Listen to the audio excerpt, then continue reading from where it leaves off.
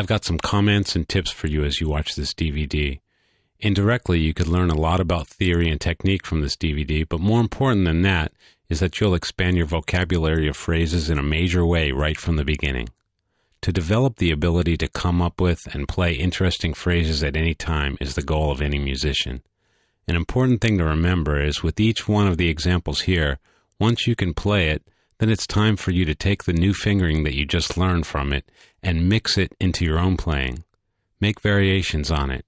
Change it so that it's easier for you to play. Think of the examples as new suggestions of places to put your fingers. Possibly the most important thing to do with this new info is to try to use it. Improvise over chord changes with some of the new phrases.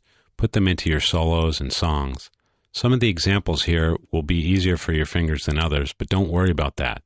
Also, don't worry about being able to play these at warp speed, or even playing them flawlessly clean.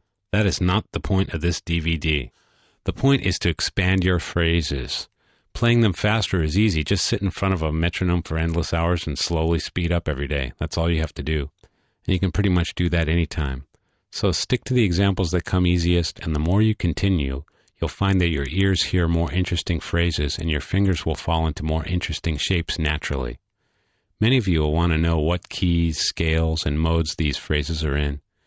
Many of the patterns slide in and out of so many unusual modes that it would take a music scholar to analyze and name all of them. Don't waste your time worrying about that stuff. Just try them in various keys, and if it means changing a note or two around till it sounds right to your ear, then just do that. For the most part, I kept many, but not all of them, in and around the key of A. But try moving them around and listen closely to the results. As for scales and modes, you can learn that stuff from hundreds of music books available anywhere. You can practice scales, modes, and arpeggios until your fingers fall off. But if you don't create phrases, no matter how perfectly you play, your playing will sound like exercises at a piano lesson. Believe it. Anyway, take your time with all this stuff, and I can't wait to hear the results.